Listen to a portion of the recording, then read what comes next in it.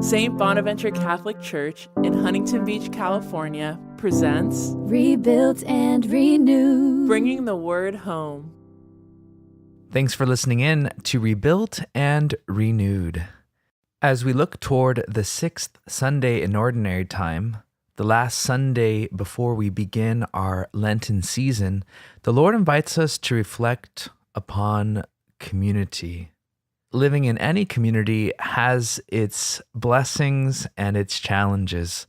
Whether it's the community of our families or the community of our church, there will be always moments to rejoice in our unity, but also many opportunities for reconciliation. The Lord came to reconcile us to one another in Himself, and He seeks to do that through healing the divisions of our hearts that lead to divisions in our community.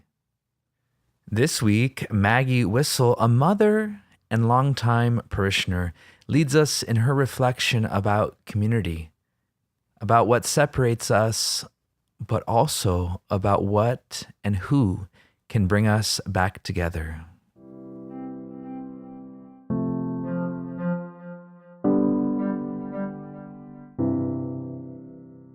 I have to say that God certainly works in mysterious ways. If podcasts had existed in my younger years and someone would have asked me if I would be willing to do one, I would have said no way. In school, I would take a lower grade as opposed to reading in front of the class. Later in my career, I would almost hyperventilate when asked to do a presentation. Eventually, I did get used to it. Well, sort of.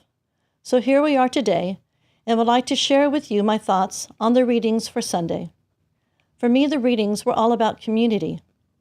In the first reading, God tells Moses and Aaron what needs to be done when those in their community are stricken with a disease of the skin. In the second reading from Corinthians, Paul tells the community to honor God in whatever they do, not for one's individual benefit, but for the benefit of the community so they can be saved. In the Gospel, Jesus cures the leper and directs him to go to the temple and announce himself to the priest and offer what is prescribed by Moses. What hit me today is that leprosy may be representing sins of society. Leprosy was a disease of a particular time, incurable and highly contagious. It must have been horrendous to be removed from your family, friends, and pretty much left to die on the outskirts of town. What a tragedy for all involved.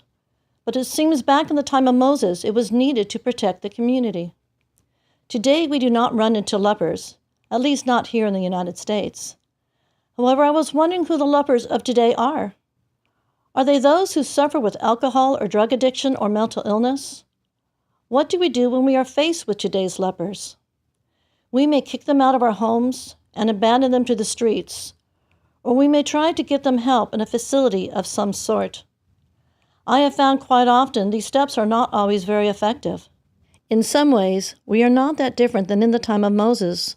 Those with dangerous or deadly diseases need to be removed from society. After all, we need to protect our communities.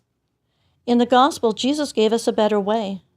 The leper in the Gospel asked Jesus to cure him, and Jesus obliged.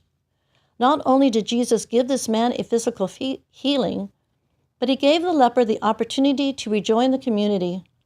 I think this may be the key ingredient to our modern social ills. Without the healing hand of Jesus, there could be no lasting cure. For our part, maybe we can be the helping hands of Jesus. But ultimately, as in the Gospel reading, to be cured, the leper needs to ask.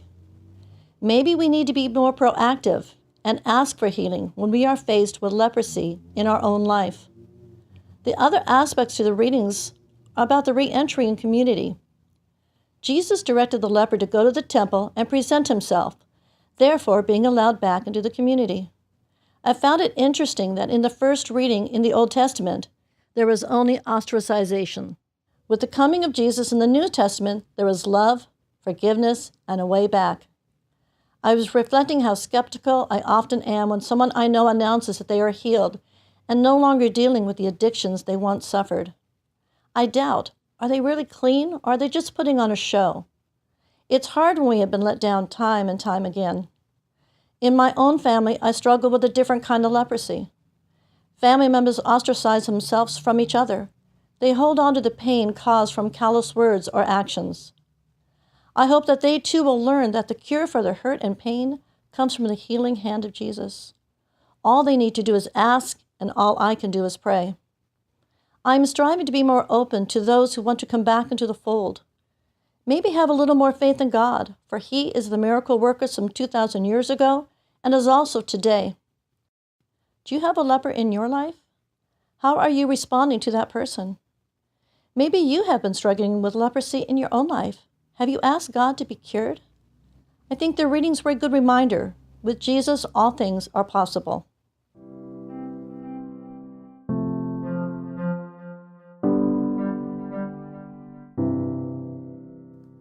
We thank Maggie for her insightful and challenging reflection that invites us to identify those maybe in our communities that may be on the outside, and the realization that Christ alone can bring us back together. With Him, all things are possible. A quick building update for this week. The initial building plan check has cleared the city, and the architect is working with implementing the required changes. We're hoping these will be completed over the next 2 weeks. Once completed, the plan check goes back to the city for approval. Thank you for your continued prayers and support. Until next time, thanks for listening in to Rebuilt and renewed. Bringing the word home.